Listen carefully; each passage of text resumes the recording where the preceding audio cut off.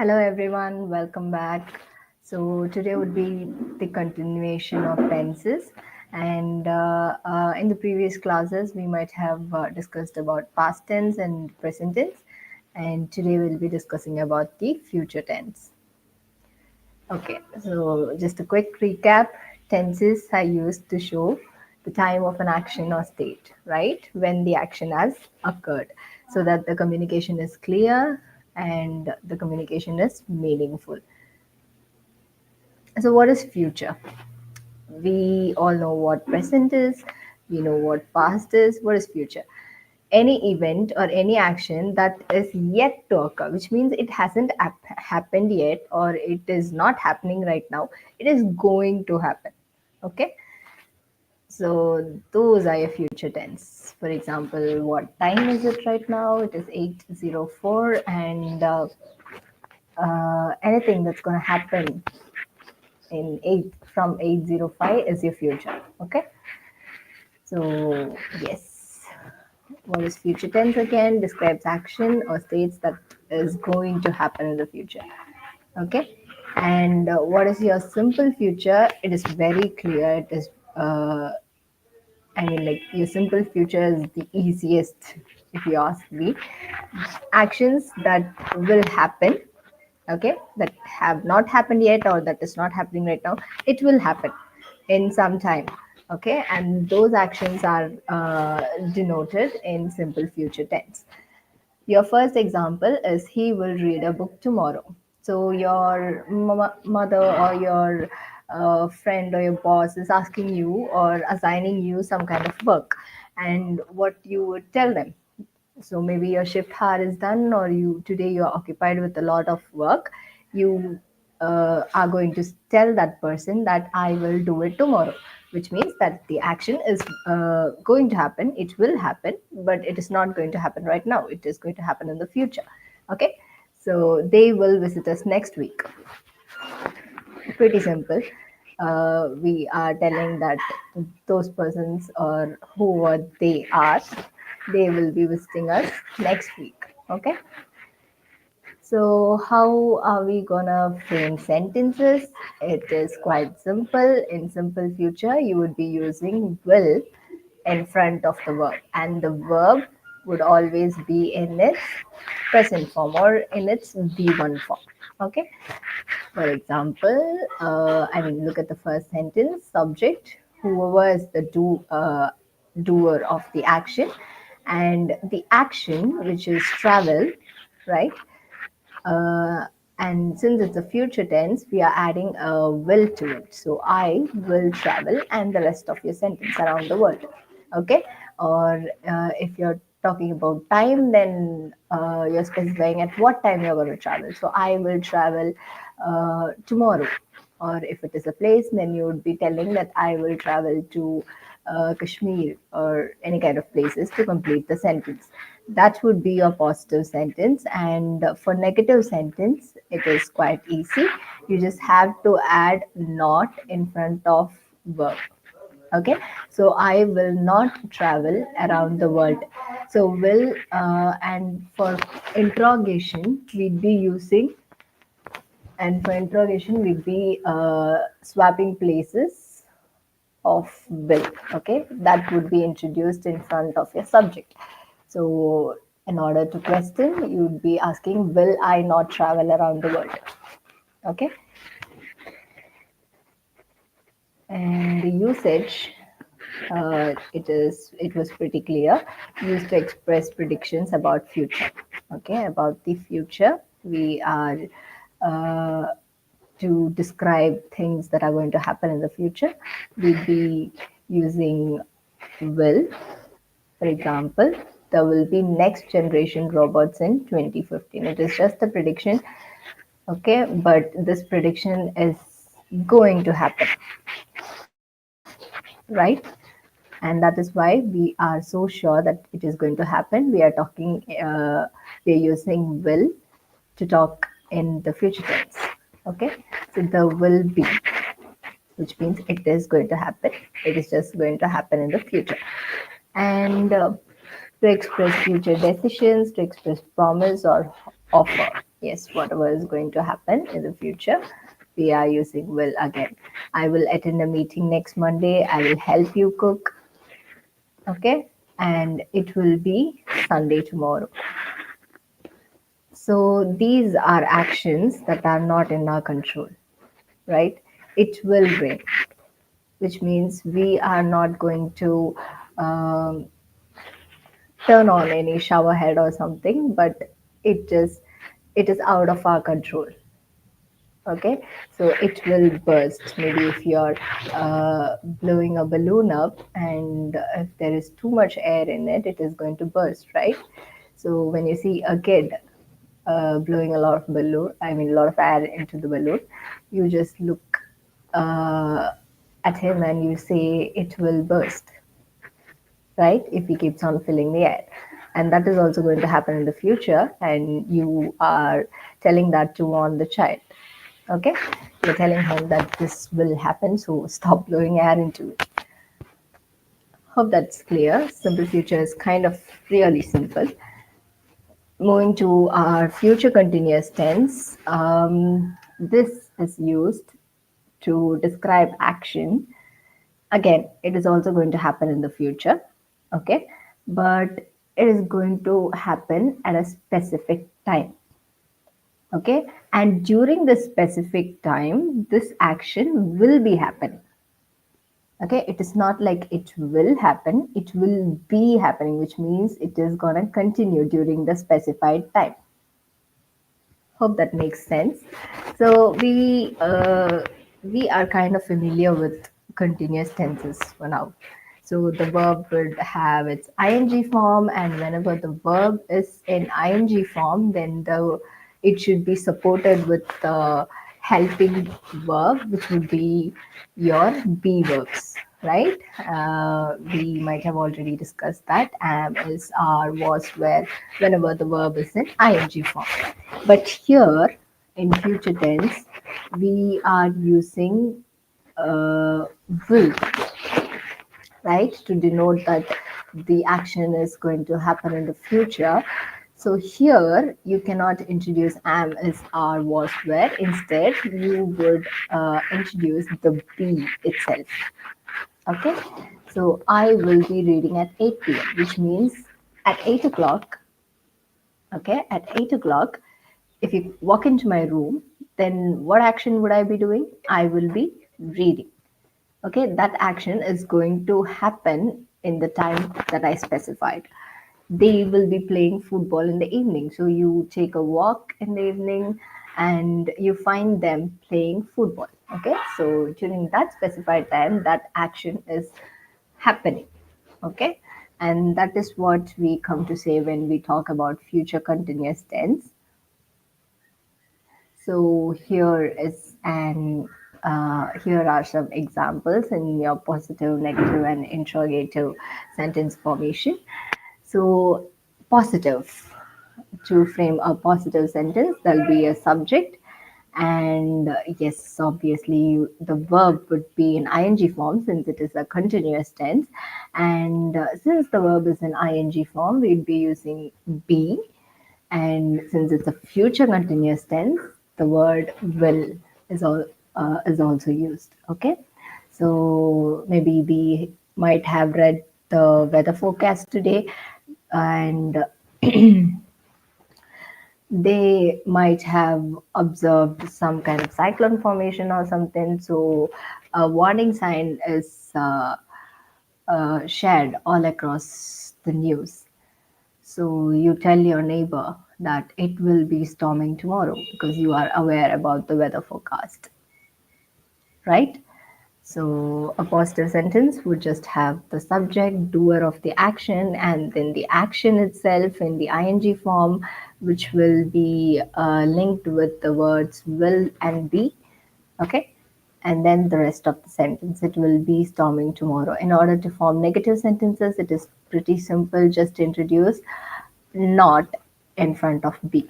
Okay, so if the positive sentence is it will be storming, then the negative would be it will not be storming.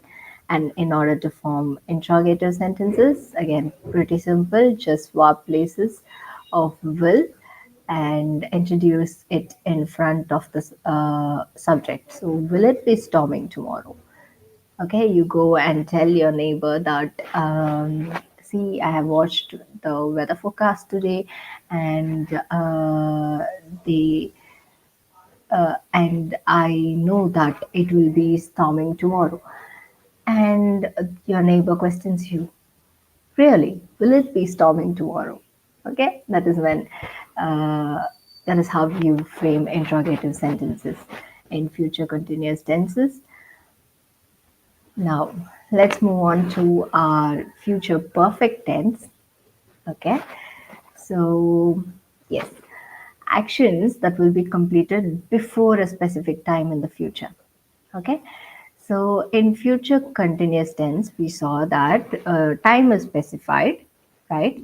And during that time period, the action is happening. Okay, and in future perfect tense, here also a time is specified.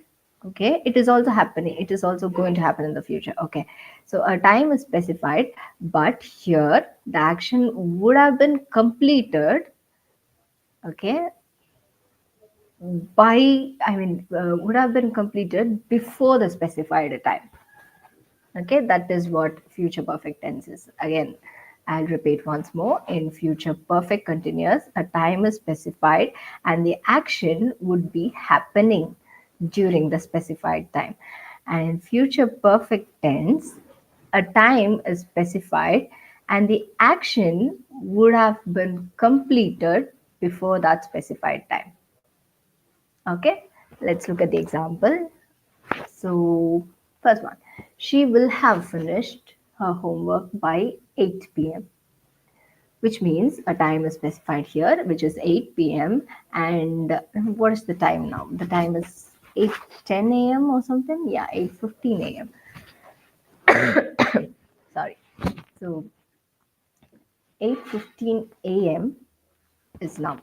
Okay. And she is given a homework.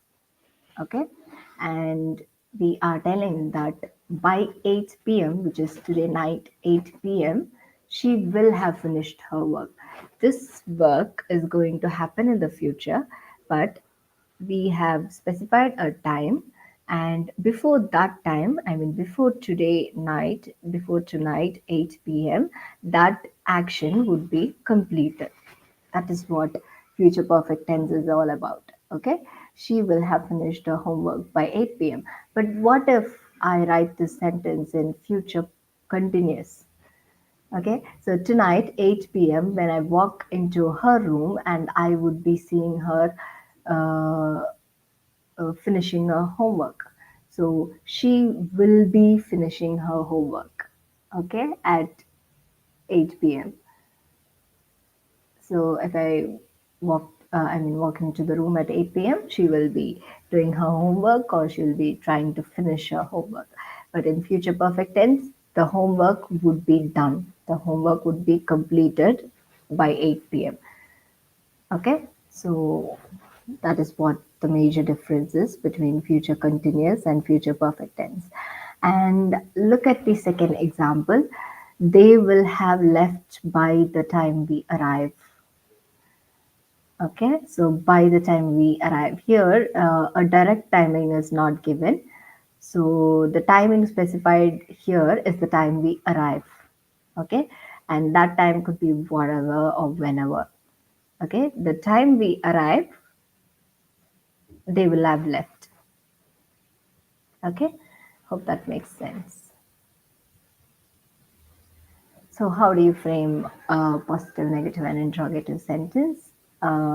So, you will have a subject again, and if you had observed earlier, you might have seen that perfect tense would always have, has, okay, it would be a part of the sentence, right? In perfect tense. So that is your clue. So whenever you're framing a sentence in perfect tense, which means you have to include have or has depending on the subject. Okay.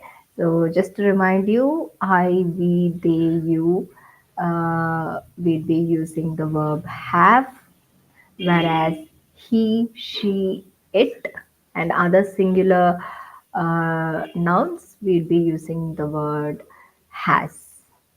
Okay, I repeat, I, we, they, you, and other plural nouns, we'll be using have, and he, she, it, and other singular nouns, we would be using has.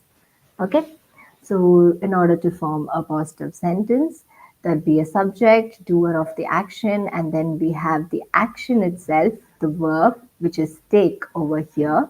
And in present perfect, I mean, in perfect tense, we are supposed to include have, right? Which we already discussed. And whenever we are using have, make sure that the verb, which is your action, take, is in its third form, okay, which you may also call as the past participle form. Okay, so it's like take, took, taken, which we might have studied in our school, right? So take is your V1 form, took is your V2 form, and taken is your V3 form, or also called as past participle form. So whenever there is have or has in the perfect tense of any sentence, then you are supposed to use V3 form of the verb. Okay, since it is future, we are supposed to include will also in the sentence. Okay, so I will have taken the exam. Okay, and yes, in order to form negative sentence, yeah, you are supposed to mention the time over here, or else it will not make complete sense. I will have taken exam by 3 p.m. today, which means after 3 p.m. I'm done. I'm done with my exam. Okay. By 3 p.m. the action would be complete. Okay. That is what it means. And in order to form negative sentences, we are introducing not just in front of the main verb. Okay. So I will have not taken the exam. Okay. And in order to form interrogative sentences, will is again swapped in front of the subject. So will I have taken the exam? Okay. Hope it's clear. And so let's just move on to the next subtype, which is your future perfect continuous tense. Okay. So here, when is future perfect continuous tense is used? Actions continuing up to a point in the future. Okay, in the future it is going to continue. This is going to continue up to a point. So let's recap everything. I don't want you people to confuse between the other subtypes, which is your continuous, perfect, and perfect continuous. So in continuous, what happens is a time is specified, and during that specified time, the action is taking place. And in perfect tense, a time is specified, and by that specified time, the action is already complete. Okay, and here, what is happening is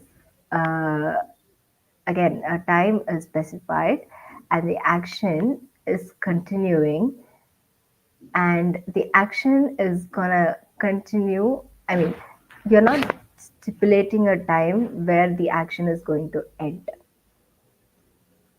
Okay, you're not stipulating when the action is going to end. You're just telling that the action has started. It may or may not have started. Okay, to be precise, it may or may not have started in the past, but it is happening in the present. Okay, and it is going to continue happening in the future too. That is what this is about. I'll show you an example. So looking at the timeline, first let us you know let us just read the sentence. I will have waited for 4 hours by the time you come back home. Okay, so which means I will have waited 4 hours, which means the action is still happening. Okay, I might have reached it at 6 p.m. Look at the timeline, you can see that action starts here, which means the action started at 6 p.m. And now the time is 7 p.m. Just imagine that the time is 7 p.m. and you call your friend. Okay, you have come to visit your friend and you have reached her place at 6 p.m. and you call your friend and she says that she would come at 10 p.m. Okay, but you are already here at 6 p.m. and the time is already 7 p.m. now, which is present. So the action you're doing is waiting, right? The action you're doing is waiting, and the wait is going to continue for another 3 more hours in the future. Okay, but since you arrived early at 6 p.m. and the action therefore started at 6 p.m., which is an additional 1 hour. So it's totally like 3 plus 4 hours, the action is continuing. It started in the past and it is going to continue in the future. And these kind of actions are denoted using future perfect continuous tense. Okay, hope that makes sense. So look at the example. I will have been working for 2 hours by then. Okay, which means the action already started. She might have started work 30 minutes earlier or she might have started work 1 hour earlier, but as until I mean till a specific time the action is going to continue in the future. Okay, and they will have been studying for days, so they might have started like 1 day or 2 day before, and but they still have portions to cover and they will have been studying for days. Okay, so that's it for today's class. Hope I'm sorry.